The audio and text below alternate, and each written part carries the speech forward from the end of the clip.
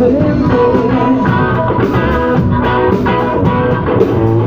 que eso es cosa de personas, algo muy diferente,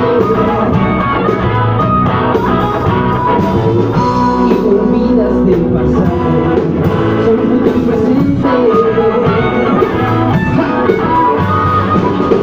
Pero estoy un poco loco,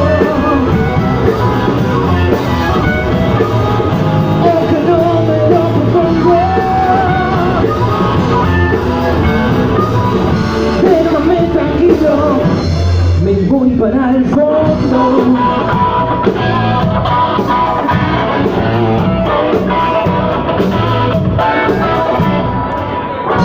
Yo de atrás veo las cosas con gran claridad, desde acá se puede ver